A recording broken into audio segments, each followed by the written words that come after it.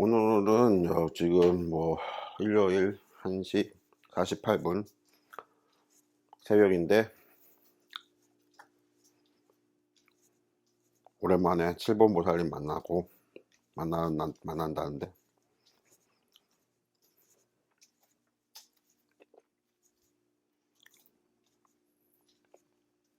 조사관문 한번 설명해 줄게요. 조사관문, 불교에서는, 우리 선불교에서는 조계종 조사관문을 통과해야만 한다, 이렇게 말을 하는 분들이 있어요. 응? 조사관문이 뭐예요? 조사관문이라는 게 어디에 설치되어 있냐면 색구경천이라는 곳에 설치되어 있어요. 천국에 설치되어 있는 거네요. 그렇지. 불교에서는 천국이 기독교처럼 하나가 아니고 종류가 되게 많고 등급이 색계천이라는 이 꿈의 세계, 색깔이 있는 몸이 돌아다니는 세계지, 육신이 아니고. 맨날 원근불이 원신갱생 양신 출퇴 얘기하잖아요. 원신, 양신이 뭐야? 색계천의 몸이거든. 응? 그래서 색계천에는, 다시 불교는 색계천, 초선천, 이선천, 삼선천, 사선천 해가지고 네 가지 천이 있고, 천국이 있고, 그 각 천국마다 다시 또 여러 개가 또 있어가지고 색계천이 18천이라 그래요. 18천. 응? 1, 2, 3, 초선정, 2선정, 3선정, 4선정에 해당하는 천국이 여러 개가 있어서 총 18개의 천국이 있다. 색계천이. 색계 18천이라고 부르지. 인터넷 검색해 보시고. 색계 18천의 맨 위에 꼭대기에 뭐가 있다고? 색구경천이 있다. 색구경천은 유정천이라고도 불러요. 유정천은 뭐냐면, 내가 한자가 짧지. 그러니까 유정천이 정수리 정자인가 그럴 거야. 꼭대기라 이거지. 응? 유는 뭐냐면 이제 색계천이 유의 세계거든. 응? 무색계천이 무의 세계고, 색계천은 유의 세계니까 유세계의 꼭대기, 정수리, 정상, 유정천이라고 하니까 이해가 딱 쉽죠? 색구경천에 뭐가 있냐면 마왕천이 있어요. 색구경천에 마왕천이 있다. 마왕이 세네요. 마왕이 색계천의 맨 꼭대기에 있어. 그 다음에 색구경천에는 또 뭐가 있냐면 비로자나불이 항상 상주하여 설법하고 계신다. 원형불이네요.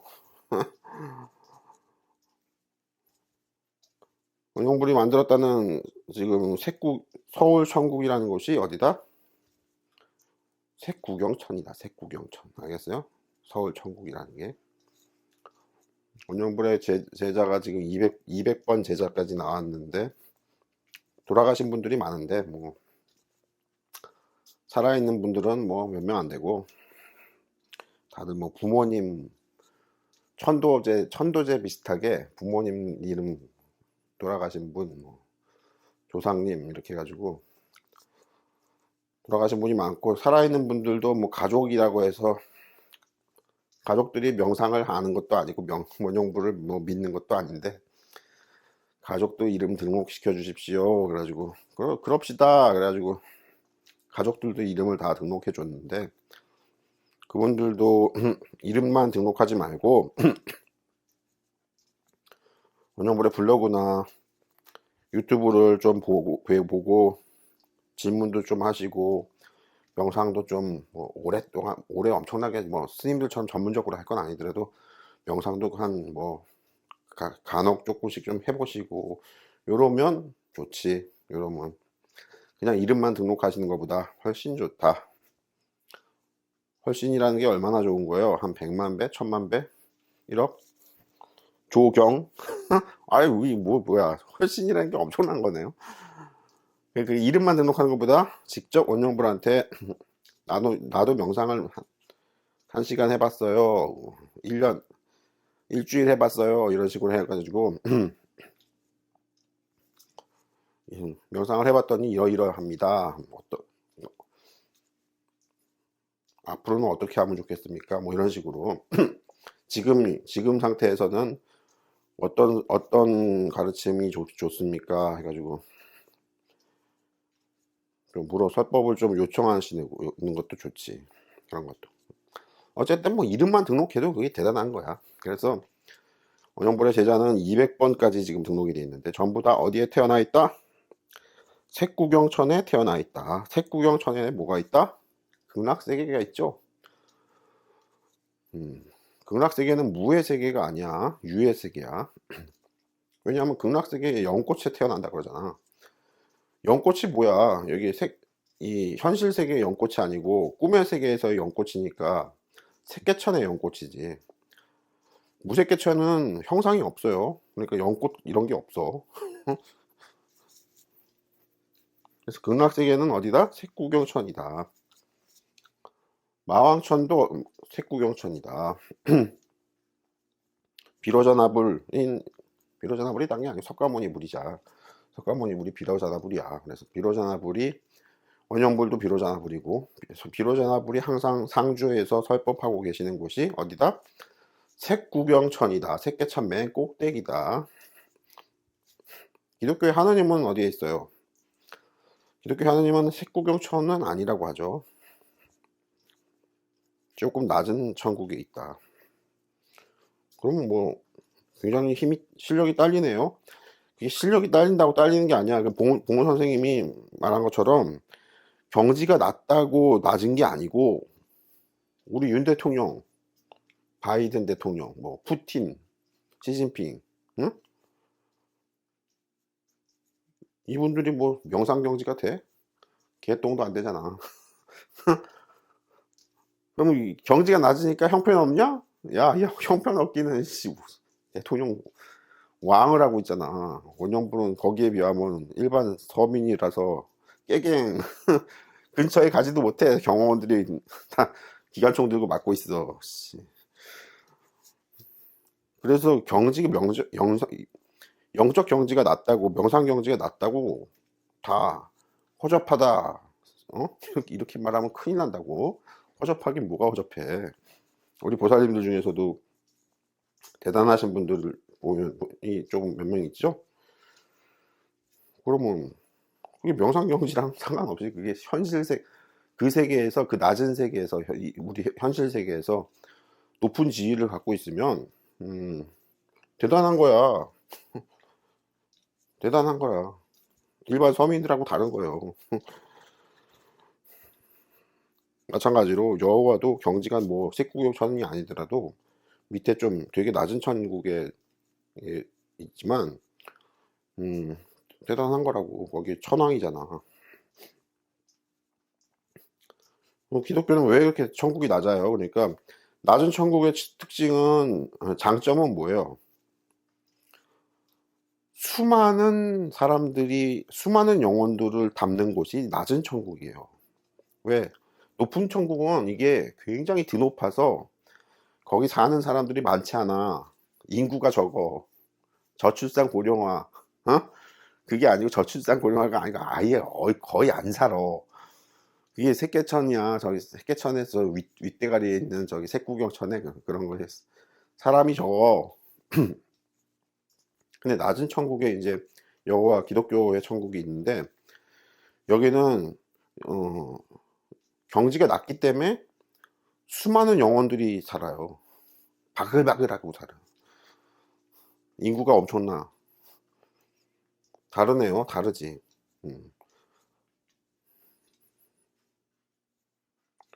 그래서 우리는 어떻게 알 수 있냐면은, 그거를 이상하게 교회나 이런데, 대형 교회나 큰 교회 가면 사람들이 바글바글 하잖아. 근데 절에 가면 이상하게 사람이 없지. 썰렁하지. 물론 행사할 때는 뭐 큰 절에 가면 행사할 때는 사람들이 좀 바글바글 하지만, 보통 때 절에 가서 금불상에 예불하고 이렇게 돌아다녀 보면 알겠지만, 절은 되게 썰렁한 게 특징이지. 이 썰렁한 게 뭐냐 하면 이게 높은 경지란 얘기야. 높은 경지는 원래 썰렁해. 응? 그런 차이가 있는데 어쨌든 색구경천. 내가 색구경천 이야기를 왜 하지? 지금 오늘 조사관문 설명을 하는데 조사관문은 어디에 설치되어 있다? 색구경천에 설치되어 있는 관문이에요. 관문은 어떻게 되어 있다? 이렇게 절에 가면 절이 아니고 경복궁이나 이런 데 가면 중국의 자금성이나 뭐 이런 데 가면 앞에 문들이 많지. 문을 하나 지나면 큰 공간이 나오고 그 다음 문을 지나면 또 큰 공간이 나오고 그러죠.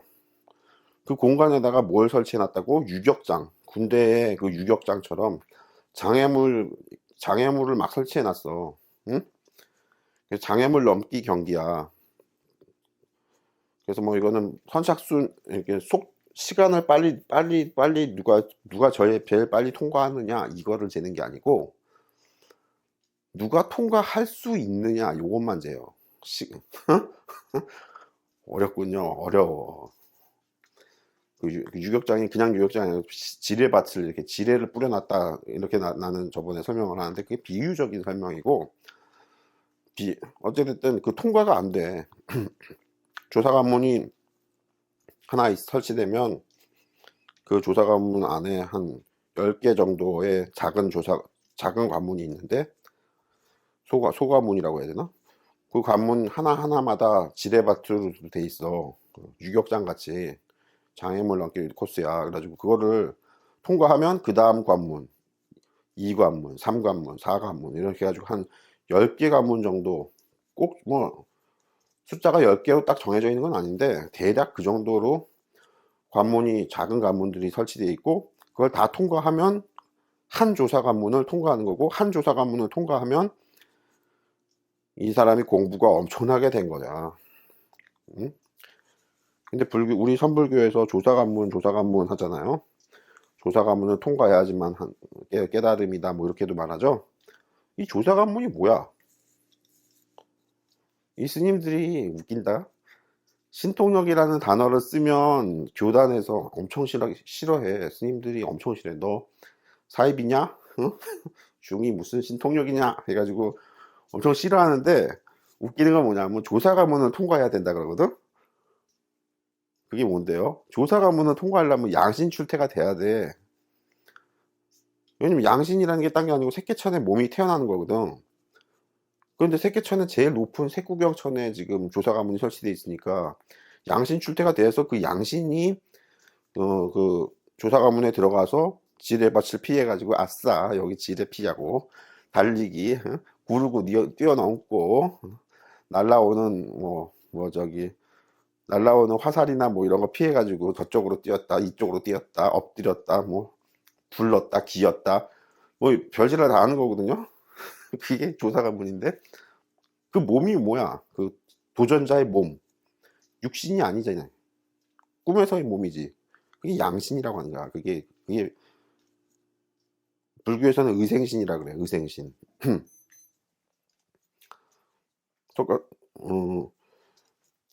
저기 뭐 의생신에 대해서 뭐 저기 인터넷에 검색하면 뭐 이 초지보살도 초지보살도 뭐 무슨 의생신이 있고 뭐 무슨 의생신 해가지고 뭐 여러 가지가 있어요. 근데 그게 아니고 팔지보살이 된 다음에 의생신을 얻어요.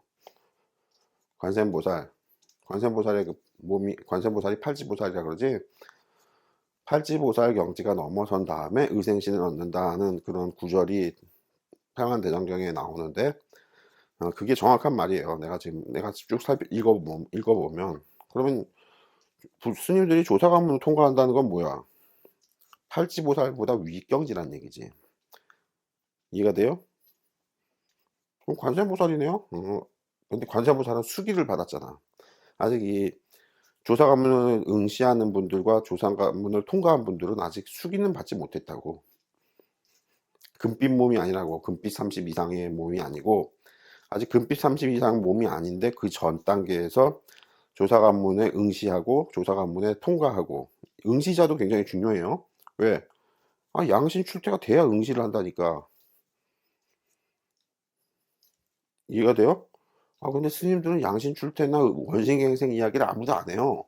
조사 관문만 이야기하지. 그러니까 내가 묻는다는 거야. 이 스님들이 은큼하게 신통력은 배격하네, 뭐 신통력은 틀렸네, 아니네 하면서 조사 관문은 얘기하고 있단 말이야. 조사 관문을 통과하려면 양신이 출퇴가 돼서 양신이 이제 그 새끼천에 몸이 태어나야 되는데, 응? 양신 출퇴 원신갱생 이거는 뭐라 그랬어요, 내가. 봉원 선생님 가르침이 정확하다.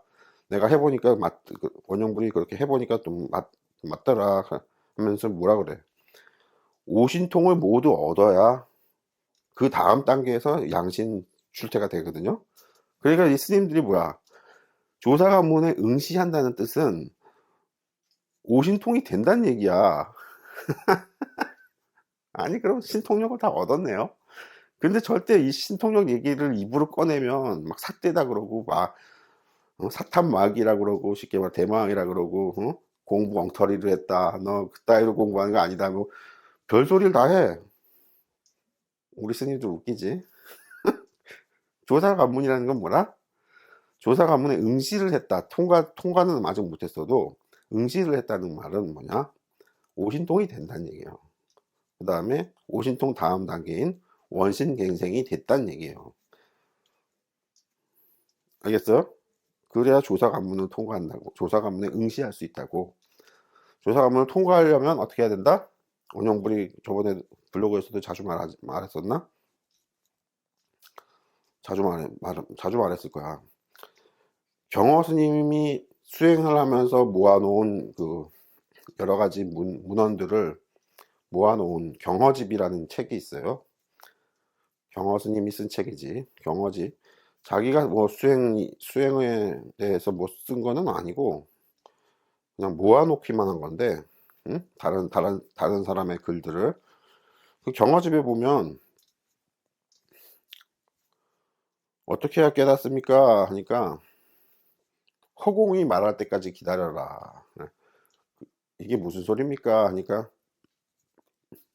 이게 원영불이 항상 말하는 허공보살을 얻는 법을 이제 가르치는 대목이 있는데, 이 이야기는 내 블로그에 검색해 보시면 수도 없이 말해서 원영불 블로그에 경허집이라고 딱 검색해 보시면 원영불은 경허집에서 딱 한 구절 여기만 딱 좋고 나머지 문헌들은 다 엉터리 별로다. 응?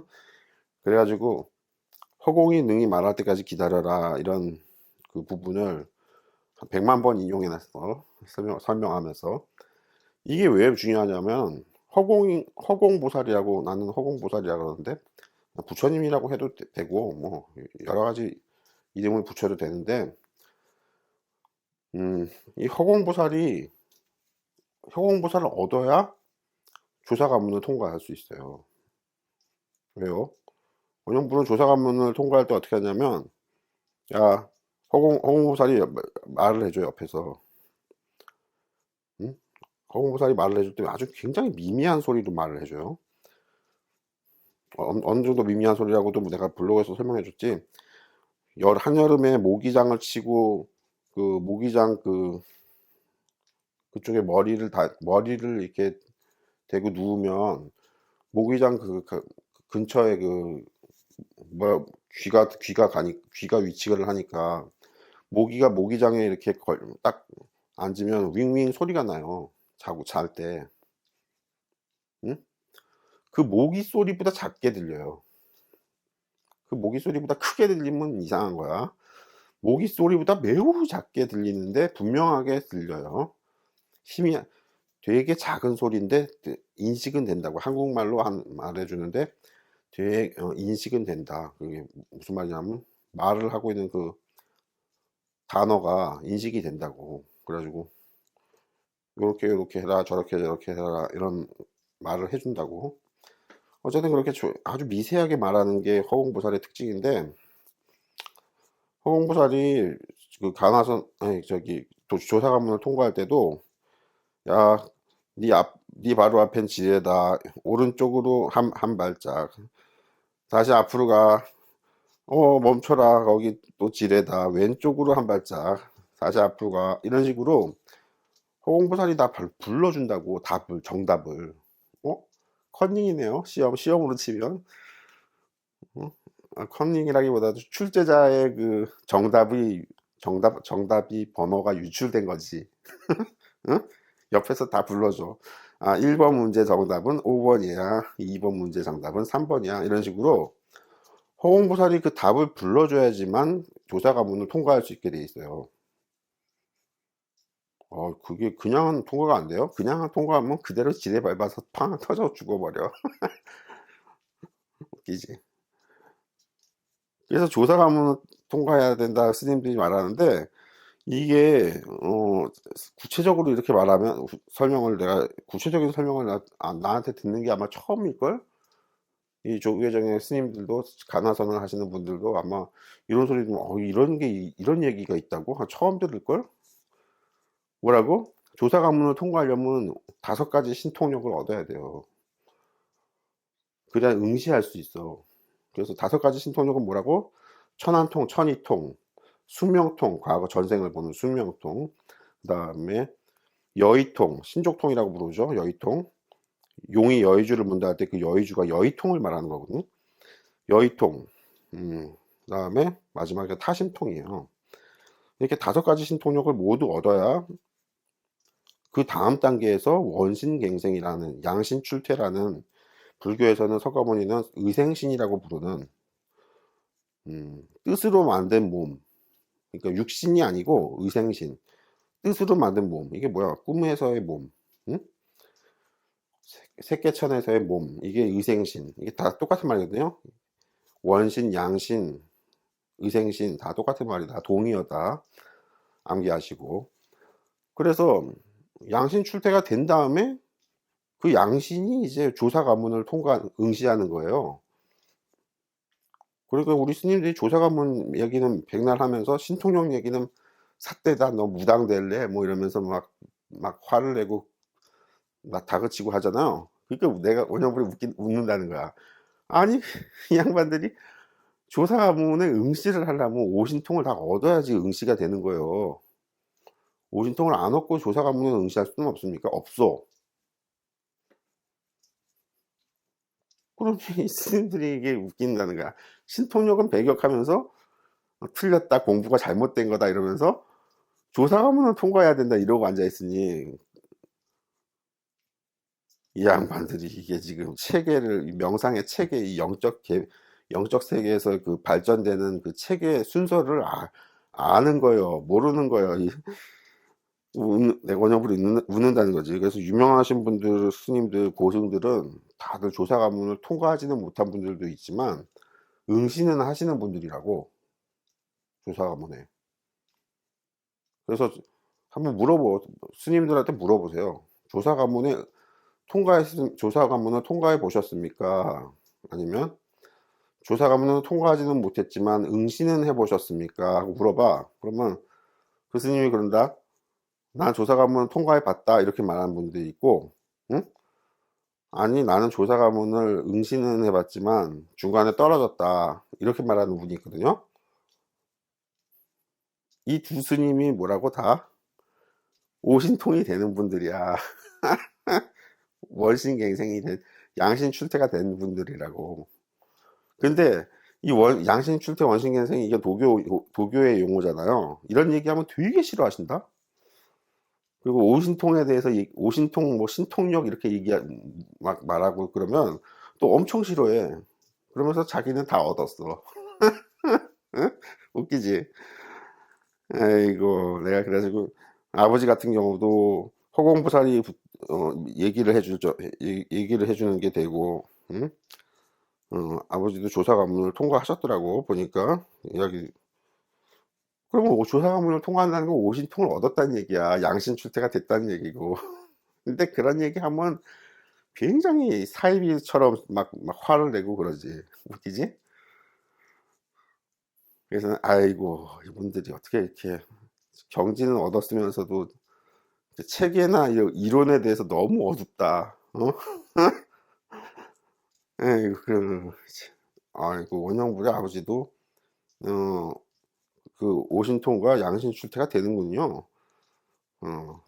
그게 조사 가문 얘기를 하시니까 통과했다고 하는 건 얘기를 하시니까 그럼 조사 가문은 통과하지 않고 응시만 하더라도 오신 통과 양신 출퇴가 됐다는 얘기거든. 그래서 봉호 선생님도 그 조사 가문에 자기가 응시했다는 얘기를 하죠. 통과했다는 말은 정확하게 안 하시는 것 같은데 조사 가문은 통과하기 어려워요. 허공고사리 옆에서 말해줘야 돼요. 다 정답을 말해줘야 돼요. 아니면 통과하기 어려워요. 허공고사리 정답만 알려주는 게 아니고 내가 비유적인 표현으로 하는 거, 비유적인 표현이 좀 들어가는 거고, 허공보살이 업어주기도 해요. 형상이 없는데 어떻게 업어줘요? 그러니까 내가 잘 하늘을 날지를 못해도 조사 가문에 보면은 반드시 일정 부분을 날아야지만, 휙 하고 날아야지만 통과할 수 있는 그런 구간도 있거든요. 그럴 때는 이러면 허공보살이 탁 업어서 휙 하고 넘어가요. 허공보살이 형상이 없다면서 업어주는 것도 되는군요. 별거 다 해. 별거 다 한다고. 그냥 인간의 형상에 몸만 없지. 명상에서 그 조사 가문을 통과할 때는 허공보살을 얻는 게 핵심이에요. 우리 7번 보살님이 대행 스님 얘기를 한다지만, 대행 스님이라는 그 비구니 스님인데, 주인공 어쩌고 저쩌고 하는데, 그 주인공 얘기가 뭐냐 하니까 허공보살 얘기거든. 내가 가만히 들어보면 자세한 건 안 들어봤는데 대략 들어보면 허공보살 얘기를 하고 있더라고. 그 허공보살을 얻어야지만 경화집에 나오는 그 허공이 능히 말하는 경우가 말한다. 그래야지 그 가르침을 받아야지만 깨닫는다. 이렇게가 그 경화집에 나오는데 그 허공보살이 반드시 붙어야 돼요. 자기한테. 원효대사랑 의상대사가 허공보살이 붙은 분들이고 유명한 일화들이 있어요. 의상대사에 밥을 지어주는 선녀들이 있었는데 이 이야기죠. 그게 선녀 하지만 선녀는 형상이 있는 세계천의 천사들이 몸이지만 보통 그렇게 붙을 때 그거 붙은 걸 이제 허공보살이라 그래요. 그게 보일 때는 보이지만 안 보일 때는 안 보여요. 그래서 허공보살이라 그래요. 근데 원효대사에 붙은 허공보살이 더 무서워서 원효스님한테 내가 선녀로부터 밥을 공양받는다고 자랑하려고 했는데 선녀들이 안 와가지고 원효대사가 그냥 가버리니까 나중에 온 선녀들한테 막 화를 내니까 선녀들이 하는 말이 천녀라고 해야 되나? 선녀라고 해야 되나? 선녀라고 하면 신선선자잖아. 천녀라고 해야 되나? 천사들, 응? 하는 말이 원효대사를 감싸고 있는 허공보살들이 그 막을 쳐가지고 그 막을 자기들이 뚫고 들어올 수가 없었다. 보호막을 치는 거지. 그런 유명한 일화죠. 그건 의상대사, 원효대사. 근데 그 허공보살이 붙어야지만 조사 가문을 통과할 수 있다고. 조사 가문에 지뢰가 어디 있고 여기는 날아야 되냐 기어야 되냐 여기는 그 육신의 형상의 몸이 사라져서 점같이 된다고 해야 되나 뭐라고 해야 되나 이런 걸 전부 다 알려주고 도와주고 응? 같이 통과한다고. 허공보살과 내가 같이 조사 가문을 통과한다고. 이런 이야기 처음 뵙죠. 스님들이 조사 가문 얘기하면서 이렇게 오신통이나 양신출퇴 이런 거 안 좋아해요 이야기. 근데 좋아하고 안 좋아하고 떠나서 그게 다 된 다음에야 조사 가문에 응시할 수 있어요. 조사 가문은 응시는 할 수 있지만 조사 가문을 통과하려면 반드시 허공보살이 옆에서 정답을 불러줘야 돼요. 원영불은 다 해봤군요. 원영불 다 해봤지. 원영불 조사 가문 통과도 다 해봤어. 조사 가문은 세계천에 색구경천에 설치되지만 불교만 설치된 게 아니고 도교에도 있고 유교에도 있고 기독교는 있습니까? 기독교는 난 잘 모르겠고 도교와 유교가 조사 가문이 설치가 되어 있거든요. 색구경천에.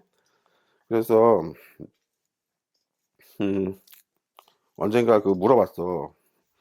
책구경전에 그럼 조사 가문이 몇 개나 설치돼 있어요? 그러니까 종교와 상관없이 뭐 100개라 그랬나? 200개라 그랬나? 100개로 한 100여 개 정도 그렇게 설치돼 있다고. 어이구. 이 조사 가문의 특징은 한 조사 가문을 통과하면 다른 조사 가문도 다 통과하는 게 아니에요. 이거는 스님들이 좀 잘못 아시는 거야. 뭐냐면 한 조사 가문을 통과해도 다른 조사 가문은 떨어져요. 그럼 왜 그래요? 그냥 해봐. 해보면 이 장애물 코스는 10개 통과를 하는데 저 장애물 코스는 허공보살도 옆에 붙었지만서도 떨어지기도 하고 그래요. 그러면 아이고 나 죽었다. 응? 탈락했다. 이런 경우도 많고 원형분을 하는 한 개만 통과한 게 아니고 한 서너 개인가 뭐 여러 가지 통과해 본 적이 있는데 재밌어요. 도인들이 이러고 사는 게 도인이야. 어? 스님들도 원생갱생 이야기는 전혀 안 하시면서 오신통 얘기는 전혀 안 하시면서 조사 가문 얘기는 죽어라 하거든. 조사 가문을 통과해야 진짜 도인이에요. 근데 조사 가문을 통과해도 한 가지는 분명하게 알아두셔야 될 것은 조사 가문을 통과해도 비로자나 열애는 안 돼요. 육신통은 못 얻었다고. 오신통은 얻었지만 육신통은 못 얻은 거예요. 조사 가문을 통과하고 나서도 육신통인 그 마지막에 누진통은 못 얻었다. 누진통이 굉장히 어려운 거예요. 그래서 누진통도 또 단어 뜻을 뭐 엉터리로 정의해가지고 얻었다 뭐 나는 깨달았다 뭐 이러는 스님들이 수두룩해. 1000년 2000년 동안 많아. 근데 다 아니고 누진통을 얻은 사람은 석가모니불과 원영불 둘 뿐이에요. 2500년 전에 석가모니불이 있었고 그 다음에 지금 21세기에 원영불이 한국의 서울에 사는 원영불이 두 번째고 인류 역사상에서는 실존 인물로 태어나서 밥 먹고 똥 싸고 죽었다 뭐 늙어 죽었다 뭐 이거 기록이 있는 실존 인물로는 딱 둘 뿐이다. 석가모니불과 원영불. 그 이전의 사람들도 누진통을 얻으신 분들이 있지 않을까요? 그거는 모르겠는데 그 비슷한 누진통을 얻어야지만 하는 떠드는 그런 신화 같은 거 이야기들이 좀 있기 때문에 옛날에도 어떤 분이 있지는 않았을까 싶은데 문제는 그 사람의 이름이 그 사람의 이름이나 그 사람이 어디서 태어나서 언제 태어나서 언제 죽었다 뭐 이런 기록이 없어요.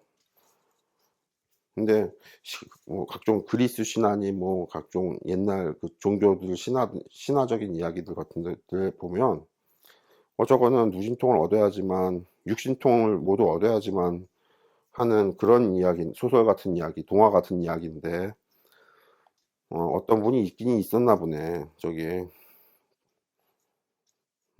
그렇게 추측은 할 수 있는데 실존 인물로 역사에 딱 정확하게 기록된 분은 석가모니불 한 분이고 지금 현재는 태어나서 활동하고 있는 사람이 원영불. 누진통이 그렇게 어려워요. 누진통은 조사 가문을 통과해도 누진통을 얻지 못해요. 내가 다른 유튜브 설법에서 1초 만에 모든 중생들을 다 비로자나 열애로 만든다 그랬잖아. 그게 금강경에 나오는 중생구조인데 그 신통력이 돼야 그걸 누진통이라 그래요. 그 신통력을 누진통이라 그러고 그게 돼야 이제 비로자나 열애야. 그 신통력을 얻으면 비로자나 열애라고 하는 거라고. 다른 게 비로자나 열애가 그냥 이마에 비로자나 불 하고 써 있는 뭐 주민증 까봐 그러니까 신분증에 비로자나 해가지고 이름이 써 있는 이게 아니고 뭐라고? 그 1초 만에 우주의 모든 중생들을 다 비로자나 열애로 만드는 신통력을 실제로 가졌느냐 못 가졌느냐 요걸로 비로자나불이냐 아니냐 이렇게 따지는 거거든요. 근데 조사 가문을 통과해도 비로자나불의 누진통이라는 그 신통력, 일체 유심조 신통력이라고 나는 그러는데, 일체 유심조 신통력 또는 뭐 이걸 성여의라고도 하는데, 성여의, 성자의 여의통 해서 성여의라고 하는데, 성여의를 얻으신 분은 없어요. 원영불하고 석가모니불 둘 뿐이야. 다른 종교에는 있지 않나요? 없어. 어떻게 알아요? 이것저것 살펴보면 없어. 이야기들을 딱 들어보면 알거든. 이 사람이 일체 유심조 신통력이 되나 안 되나 이야기를 들어보면 바로 안다고. 자기가 스스로 말한다고. 나는 내가 뜻하는, 내가 생각하는 게 모두 즉시 된다. 이루어진다. 생각하거나 하는 게 다 즉시 이루어진다. 뭐든지. 그래가지고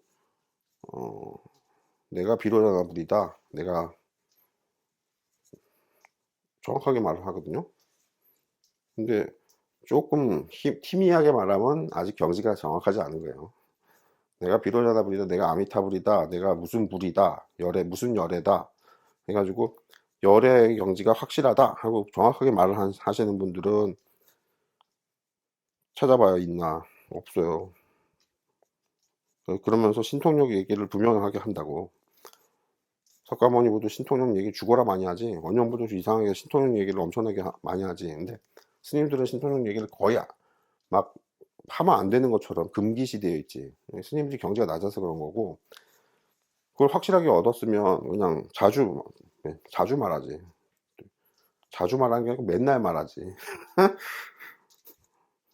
그런 게 있어요. 그래서 조사관문을 통과해도 아직 육신통 도인은 아니다. 그러나 조사관문에 통과하든 아니면 응시를 했지만 떨어졌다. 그러든 이 두 가지, 조사관문을 통과한 분과 조사관문에 응시를 했지만 떨어졌다. 이 두 가지 수행자는 다 모두 오신통 도인이에요. 오신통. 오신통을 다 얻어야지 그게 응시가 된다고. 이 체계를 알겠어요? 스님들이 들으면 또 놀라실라. 난 이런 거 스승님한테 들어본 적이 없는데 원영불한테 들으니까 조금 체계가 잡힐 수가 있고, 이 체계가 잡히는 게 언어 문자로 이렇게 체계가 잡히는 게 중요한 이유는 내가 다음 공부를 뭘 해야 되나 이걸 정확하게 알 수 있거든요. 아, 내가 공부가 이런 공부는 다 끝났구나. 내가 그걸 잘 몰라. 그 수행자들이 자기가 그 경지는 이미 통과했는지 안 통과했는지도 잘 몰라. 인식을 못해. 원영불 설법을 가만히 들어보면 아, 내가 이러이러한 경지들은 다 통과했다는 얘기네. 해가지고 그럼 다음엔 내가 뭘 공부해야 되겠는구나 해가지고 이게 딱딱딱딱 좀 인식이 된다고. 그래서 뭐라고요? 이 도는 스승을 잘 만나는 게 가장 큰 핵심이에요. 보통은 스승을 만나지 못하기 때문에 도를 깊게 못 배우는 거거든요. 뭐 그렇다. 그래서 아이고 내가 이런 것도 몰랐었네 하고 스님들이 아이고 하고 고맙다 감사하다 그러면 원영불한테 시주를 하시라. 밥을 사시라. 밥을. 스님들 뭐 월급이 그렇게 많지 않아요. 그러면 밥이나 한 번 사시라. 밥을 뭐 찾아와서 사는 게 아니고 시주를 10,000원 정도 하시면 국밥집 가면 요즘 8,000원 하더만 국밥이. 국밥 한 번 대접하는 거지. 그렇게 하시면 된다. 쉽죠? 간단하지? 그렇다. 오늘 조사관문 설명을 다 새벽에 지금 2시 반이네. 조사관문 설명을 하고 마치고 이제 자야겠다. 여기까지.